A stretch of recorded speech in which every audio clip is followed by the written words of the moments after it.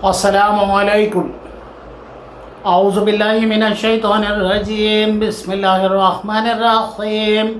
لقد کان فی قصصہم عبرۃ لأولی الالباب، بے شک ان کے قصوں میں عبرت ہے سمجھداروں کے لیے۔ القرآن الکریم آیت سورہ یوسف آیت نمبر 111۔ اللہ کے نام سے شروع جو نہایت مہربان رحم فرمانے والا ہے۔ آج میں آپ کو ایک حکایت سنا رہا ہوں حضرت حسن بصری رحمۃ اللہ تعالیٰ علیہ کے بارے میں، جو کہ پہلے موتیوں کے سوداگر تھے، اور اس حکایت کا نام بھی ہے موتیوں کے سوداگر۔ حضرت حسن بصری علیہ الرحمہ شروع میں موتیوں اور جواہرات کے سوداگر تھے۔ قسم قسم کے بیش قیمتی موتی اور جواہرات کی تجارت کیا کرتے، اور بڑے بڑے بادشاہوں کے پاس جواہرات تحفے میں پیش کرتے تھے۔ ایک دفعہ کچھ جواہرات ہرقل بادشاہ روم کے پاس لے کر گئے۔ پہلے وزیر سے ملے اور اپنے آنے کا اور بادشاہ کی خدمت میں تحفہ لانے کا حال بیان کیا۔ وزیر نے کہا کل تو بادشاہ کو ایک نہایت ضروری کام ہے، اس لیے فرصت نہ ہوگی، وہ کام دیکھنے کے قابل ہے۔ حضرت حسن نے کہا کہ میں ضرور دیکھوں گا۔ وزیر نے حضرت حسن کو لے کر ایک جگہ میدان میں ٹھہرایا۔ اس میدان میں ایک خیمہ زری کا قائم تھا، اس کے آس پاس اعلیٰ درجے کے مخمل کا فرش بچھا تھا۔ خیمے کی تنابیں زری کی بنی ہوئی تھیں اور اس کے چوبیں چاندی کی بنی ہوئی تھیں، میخیں سونے کی تھیں۔ نہایت دیکھنے کے قابل منظر تھا۔ وزیر نے حضرت حسن بصری کو خیمے کے عقب میں چلمن کے پیچھے کھڑا کیا، جس جگہ سے حضرت حسن نے سارا تماشا دیکھ لیا۔ یہ خیمہ دراصل شاہ ہرقل بادشاہ روم کے عزیز فرزند کی قبر پر کھڑا تھا، اور آج اس کی سالانہ برسی کا دن تھا۔ بادشاہ سالانہ رسم تعزیت ادا کرنے کے لیے یہاں آیا تھا۔ حضرت حسن نے دیکھا کہ پہلے ایک جماعت مقدس عیسائی لوگوں کی خیمے کے اندر آئی۔ وہ قبر کے پاس کھڑے ہو کر کچھ پڑھنے لگے اور پھر روتے ہوئے نکلتے چلے گئے۔ اس کے بعد ایک جماعت طبیبوں، حکیموں اور بڑے بڑے ذی عقل یعنی دانش مند عقل والوں کی آئی۔ یہ لوگ بھی ننگے سر قبر کے پاس کھڑے روتے رہے۔ تھوڑی دیر کے بعد نکل کر چلے گئے۔ اس کے بعد فوج کے افسروں کی جماعت ننگی تلواریں لے کر خیمے کے اندر آئیں۔ وہ بھی قبر کو سلامی دے کر ناکام واپس گئیں۔ نوجوان لوگوں کے بعد ایک جھنڈ نوجوان عورتوں کا آیا، جن کے سر کے بال کھلے تھے اور ان کے ہاتھوں میں سونے کی تھالیاں تھیں جن میں موتی اور جواہرات بھرے تھے۔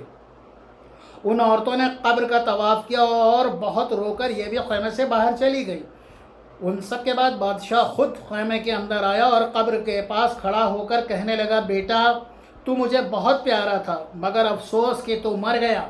اگر مجھے یہ معلوم ہوتا کہ جس نے تیری جان لی ہے وہ ان بڑے بڑے راہبوں اور پادریوں کا کہا مان کر تیری جان واپس کر دے گا تو یہ بڑے بڑے عیسائی راہب اس کام کے لیے تیرے پاس حاضر ہیں، مگر میں جانتا ہوں کہ ان کے کہنے سے کچھ نہ ہوگا۔ اگر مجھے یہ معلوم ہو جائے کہ عقلمند اور طبیبوں کی تدبیر سے تیری جان خدائے بزرگ برتر بخش دے گا تو یہ بہت بڑی جماعت طبیبوں اور بڑے بڑے ذی عقل دانش مندوں کی تیری قبر کے پاس کھڑی ہے اور تیری رہائی کی تدبیریں کرنے کو موجود ہے، مگر میں جانتا ہوں کہ تجھے ایسے زبردست نے مارا ہے کہ اس کے سامنے کسی کی تدبیر نہیں چلتی۔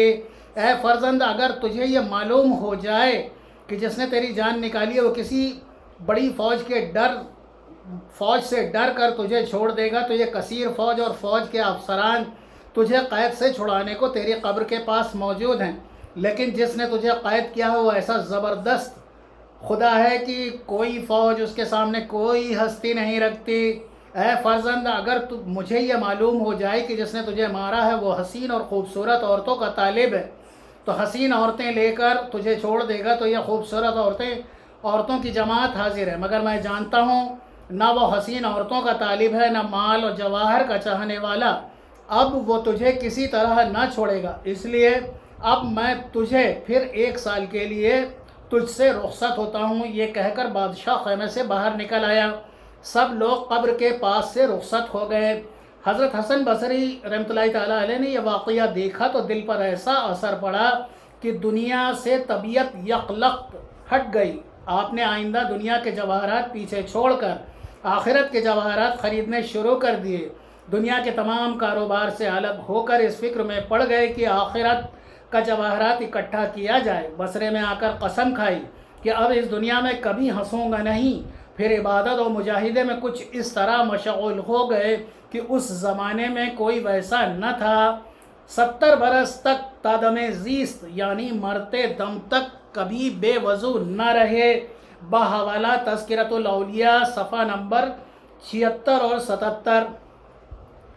سبق: اللہ تبارک و تعالی بڑی طاقت اور قدرت کا مالک ہے۔ اس کے مقابلے میں بڑے بڑے دانا اور طبیب اور بڑی بڑی فوجیں اور بڑے بڑے لشکر بھی کچھ حیثیت نہیں رکھتے اور اس کا کچھ بھی نہیں بگاڑ سکتے۔